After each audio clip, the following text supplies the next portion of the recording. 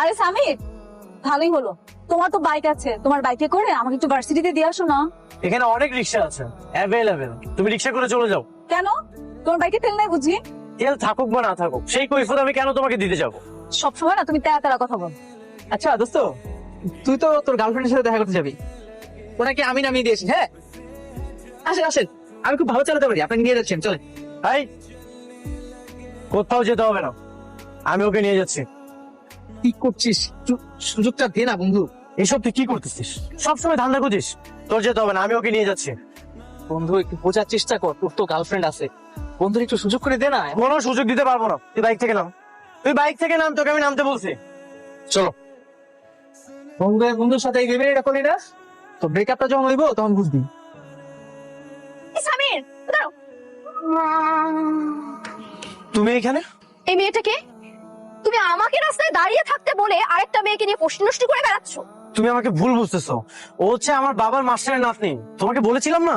ও, তোমার বাবার মাস্টারের নাতনি তোমার বাইকের পিছনে কি করে? আই মেয়ে নাম বলতেছি, আরেকজনের গায়ের সাথে চিপকা চিপকি করে বসে থাকতে খুব মজা লাগে, তাই না? কি হলো, নামছো না কেন? নামো। আমাকে ভার্সিটিতে নিয়ে যাবে কে? তোমাকে নামতে বলছি, নামো। তোমার জন্য আমার গার্লফ্রেন্ডের সাথে আমার ব্রেকআপ হয়ে যাচ্ছে, আর তুমি আছো ভার্সিটি নিয়ে। এখন থেকে রোজ রিক্সায় করে ভার্সিটি যাবে। আমাকে পায়ে ধরলে আমি তোমাকে নিয়ে যাবো না। আমি পায়ে ধরতেই বা যাবো কেন? আমি তোমাকে যখন বললাম যে আমাকে একটু ভার্সিটি দিয়ে আসো, তখন তো তুমি নিতে চাইলে না। তোমার ফ্রেন্ড বললো যে ঠিক আছে দোস্ত আমি দিয়ে আসি, তুমি তাকে নিষেধ করলে। তুমি বলে তুমি আমাকে নিয়ে যাবে, আর এখন এই কথা বলতেছো?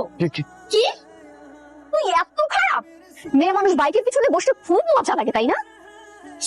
কোন দুঃখে যে ওকে বাইকে উঠাতে গেলাম। এই, তুমি এখন আমার চোখের সামনে থেকে চলে যাও। এই সামির, তুমি কার সাথে চোখ রাঙাচ্ছ? তুমি ভুলে যেও না, ও তোমার গার্লফ্রেন্ড, আমি না। চোখ রাঙাতে হলে ওকে রাঙাবে, আমাকে না। তিতিন, সরি। কিসের সরি? হ্যাঁ, তুমি ইচ্ছা করে তোমার বাইকের পিছনে তুমি ওকে বসিয়েছো। তোমার চরিত্র আমার জানা হয়ে গেছে। ফার্দার তুমি আমাকে কল বা মেসেজ কোনোটাই দেবে না।